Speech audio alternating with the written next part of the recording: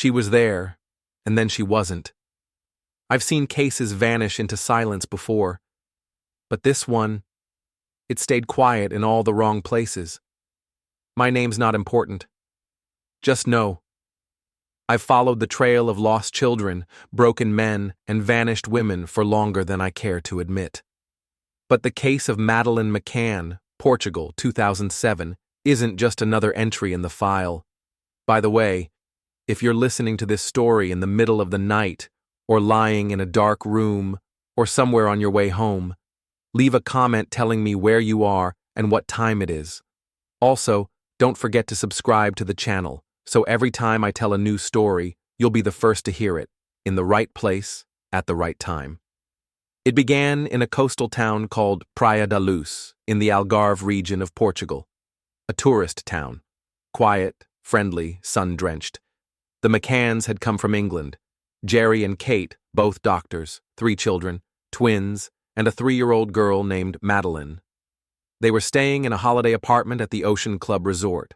Apartment 5A, ground floor, white walls, sliding doors, a layout simple enough to feel safe, familiar enough to relax.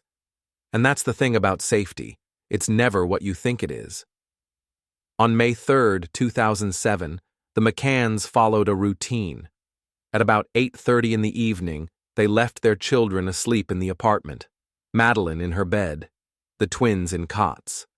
They walked just 50 meters across the pool to the tapas bar, where they joined a group of friends, 6 others, all medical professionals, all parents. They agreed to take turns checking on the kids. Every 15 minutes or so, one adult would quietly slip away from the table, walk back to their respective apartment, peek in, return. At 9:05, Jerry McCann went to check. At 9:30, one of the friends, Matthew Oldfield, offered to check on the McCann children. He listened at the door, noted silence, assumed all was well. But at 10 p.m., when Kate McCann went to check, she walked in. The twins were sleeping. Madeleine's bed was empty. The bedroom window was open, the shutters raised, and the world shifted. Kate reportedly ran back to the restaurant screaming, "They've taken her!" From that moment, it stopped being a holiday. It became a crime scene, but no one sealed it. The McCanns, their friends, resort staff, neighbors, everyone began searching, rushing, opening doors, shouting her name into the night. Police weren't called until nearly 10:15, and when they arrived, it was already too late for a clean scene. Footprints were trampled, prints on windows wiped, rooms disturbed. It would haunt the case from the first hour to the last. The first officers on site were local, GNR patrol, limited in resources, unfamiliar with abduction protocols. By the time the Policia Judiciaria, the regional detectives, arrived, critical hours had passed. The story had legs. British media got wind quickly. The next morning, it was front-page news. But in the apartment, in the dust and warmth of the Algarve night, there was no sign of forced entry, no sign of a struggle, only absence. The shutter over the bedroom window could be opened from the outside, but needed strength and noise. The window itself, above a low wall, was narrow, too small for an adult to comfortably climb through. So how did someone take her? Or did they? Within 48 hours, the McCanns made a public appeal, standing before cameras, pale, stoic, asking for the return of their daughter. It was the beginning of what would become one of the most publicized missing persons cases in modern history. And yet, as the noise grew, something else settled, a kind of doubt, among officers, among journalists, even among the friends. Why didn't the other children wake up? Why didn't anyone see anything? The apartment faced a public walkway, but not one credible witness saw anyone enter or leave the window. There were reports, a man carrying a child, a woman looking lost, but all were vague, and none stood the weight of time. What they did have was a timeline, and like all timelines, it could either solve the mystery or make it worse. The evening was ordinary until it wasn't. To understand what might have happened to Madeleine McCann, we have to follow the timeline, not as it was told later, but as it was lived, step by step, minute by minute, people moving like clockwork, or thinking they did. Dinner at the tapas bar began at 8:30 p.m. The McCanns sat with 7 friends, David and Fiona Payne, Jane Tanner and Russell O'Brien, Matthew and Rachel Oldfield, and one of Fiona's relatives. The restaurant wasn't far. From their table, they couldn't see the apartment, but they could walk there in less than a minute. Each adult had left their children sleeping. The plan was simple: rotate checks, maintain a rhythm, stay close. At 9 o'clock, Jerry McCann stood up. He walked back to apartment 5A, entered through the patio doors at the rear, which they'd left unlocked. He checked on the children. He would later say he remembered standing by Madeleine's bed, watching her sleep. Everything was still, quiet, normal. He returned to the restaurant around 9:05.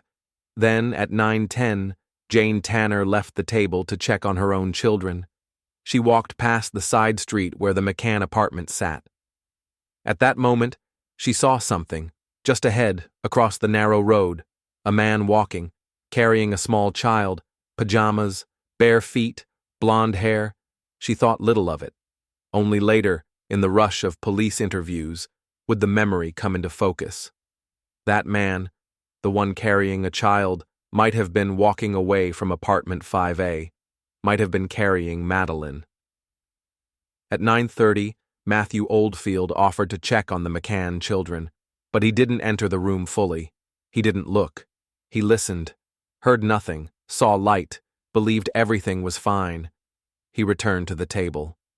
No one suspected a thing.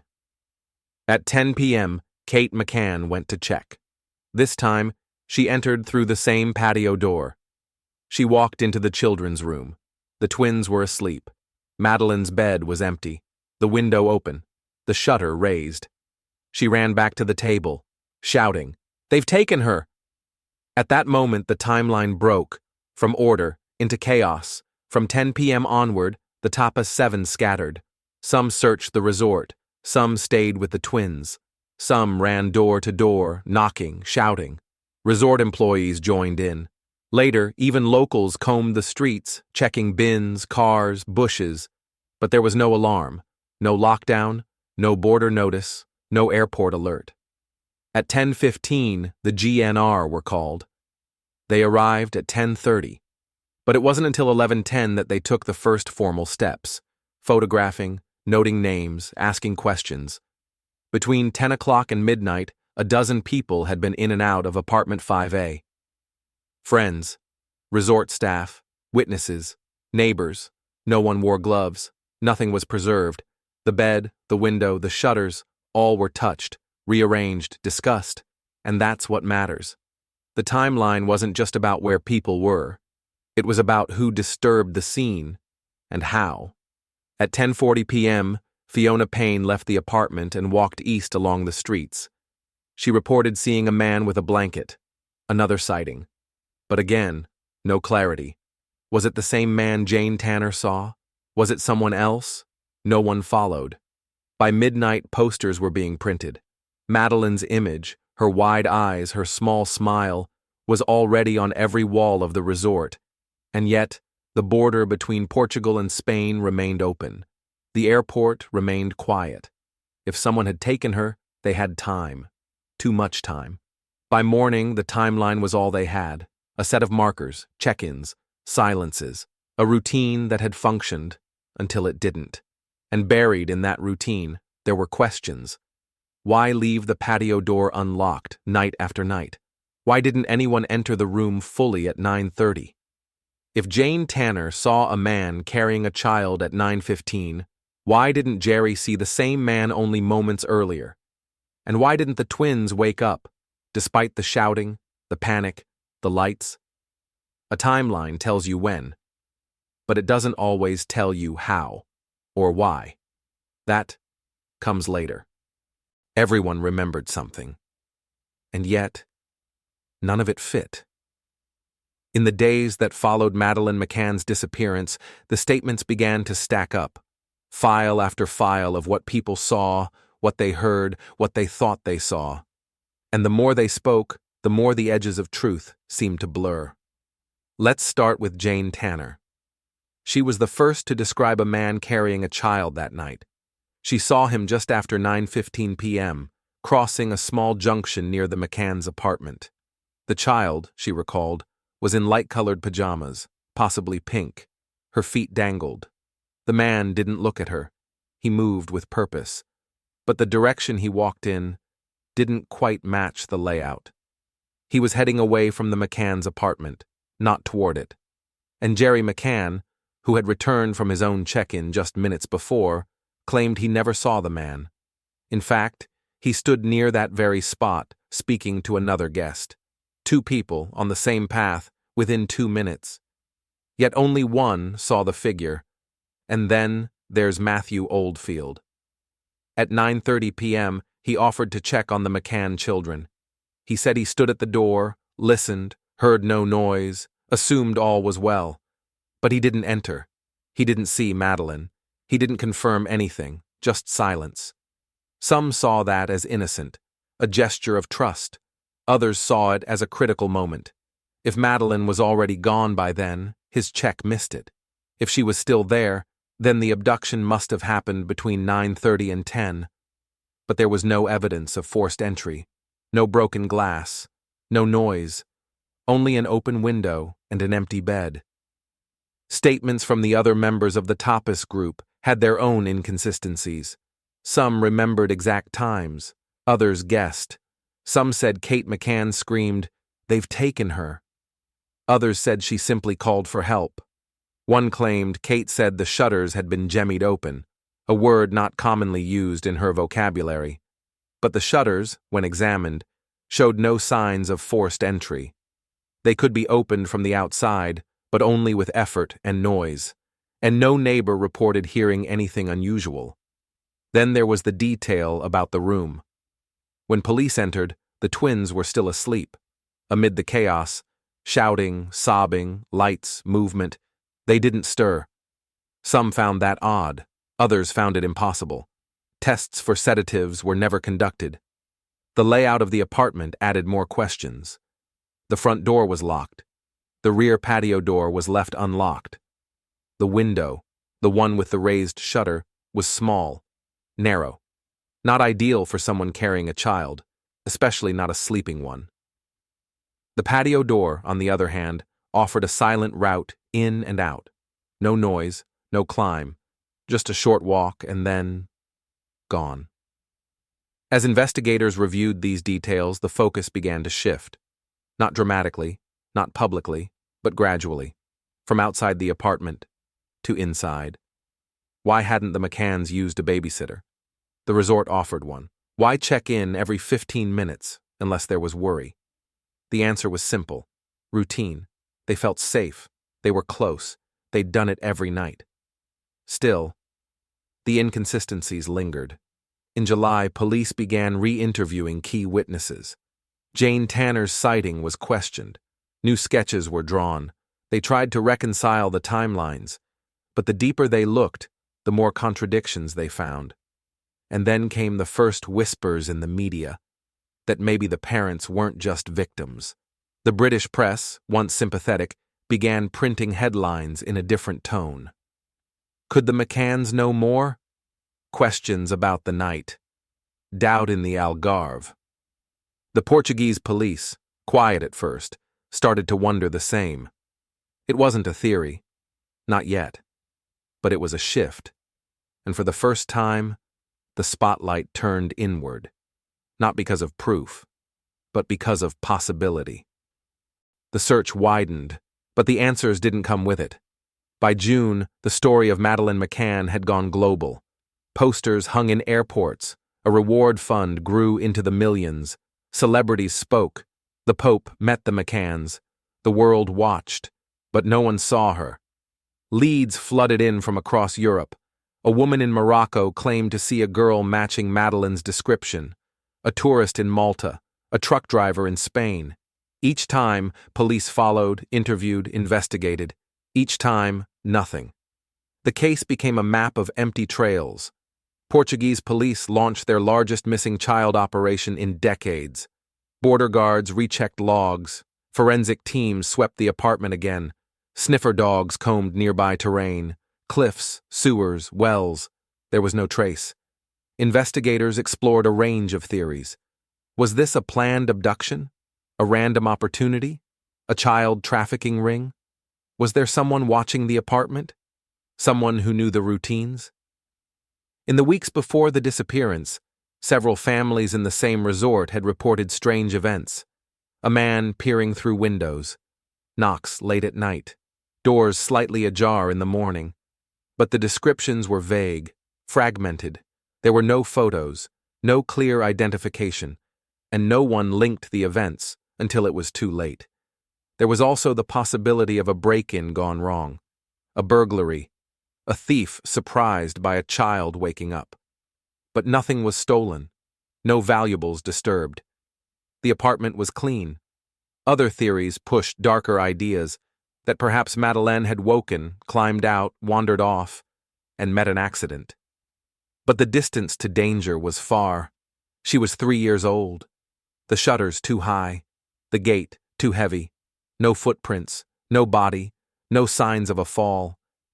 And then, the press found Robert Murat. He was a British-Portuguese man who lived nearby, just 100 yards from the McCann's apartment. He spoke both languages, offered to translate for police, seemed helpful. Perhaps too helpful. Reporters began whispering. He was odd, private.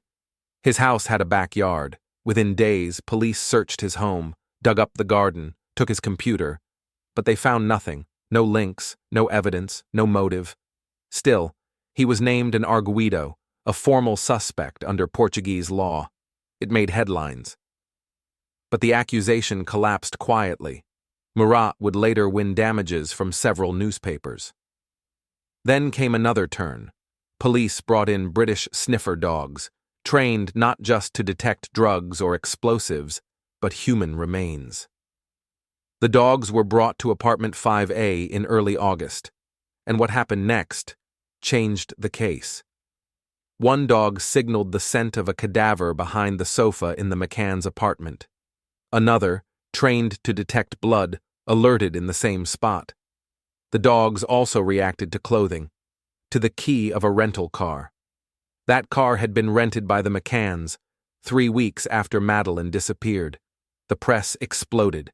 Had there been a death in the apartment? Had a body been moved? Theories spiraled. Had something happened accidentally? An overdose? A fall? Had the McCanns panicked and covered it up? Portuguese police leaned in. The British tabloids followed. The story turned. Harshly. Publicly.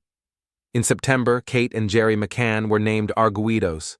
They weren't arrested, but their interviews were long, cold, their answers picked apart. Kate refused to answer 48 questions in one session. On legal advice.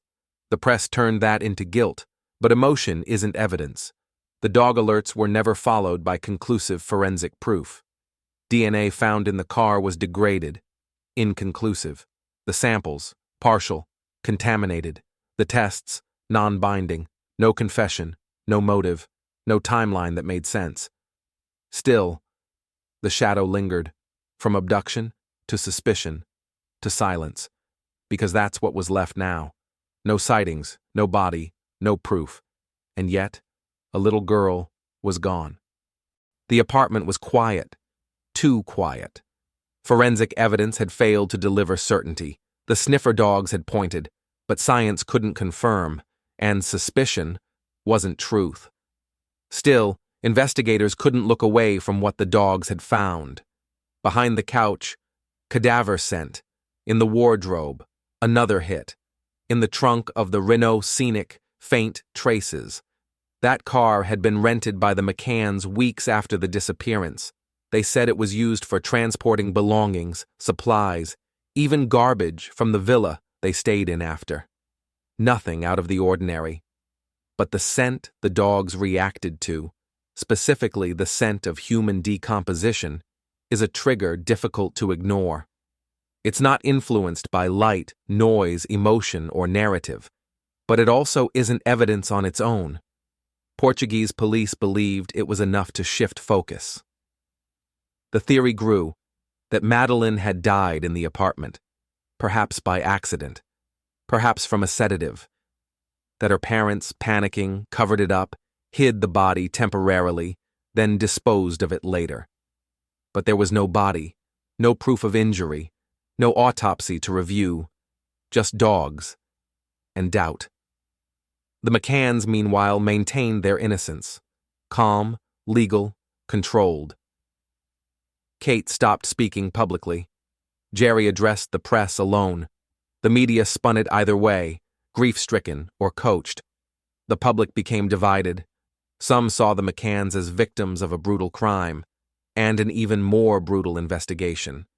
Others saw distance, coldness, words that didn't match emotions, small mistakes in their accounts. Kate said the window had been jemmied. Police found no tool marks. They claimed the shutters were closed, but neighbors saw no signs of that. They claimed to have checked the children frequently, but 15 minutes turned into 30, into guesswork. These weren't confessions. They were cracks.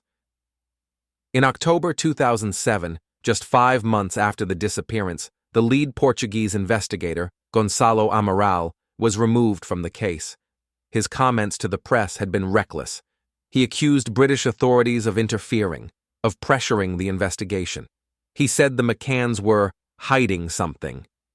Later, he would publish a book titled The Truth of the Lie, claiming Madeleine had died in the apartment and that her parents had covered it up. He was sued by the McCanns. The case went to the European Court of Human Rights. Years passed, and Madeleine remained missing. By early 2008, the investigation slowed. Witnesses retracted or changed statements. Timelines grew foggy. The media, once relentless, began to tire. Theories blurred into rumor. The McCanns returned to England. The Tapas Group faded from public view. In July 2008, Portuguese authorities officially closed the case. No charges were filed, no new evidence. The McCanns' arguido status was lifted, and just like that, the silence returned. But not for long. In 2011, Scotland Yard launched Operation Grange, a new review of the case, ordered by then Prime Minister David Cameron. Dozens of detectives, thousands of documents, a fresh start. They didn't confirm the old theories. They didn't clear anyone either. They redrew the timelines, re-evaluated old witnesses, even explored burglary gangs and child trafficking routes. One suspect, years later, would emerge from the shadows. A German man, already imprisoned for unrelated crimes, known for violence, for living in the Algarve. He had phone records, a van, a history. But again, no body, no direct evidence, and in the background, the same apartment, number 5A, still standing, painted, sold, cleaned, and still hollow. The place where time stopped, where questions outnumber answers, and a little girl vanished, without a trace. Years passed. The case didn't. From the beginning, one fact remained unshakable. Madeleine Beth McCann was 3 years old.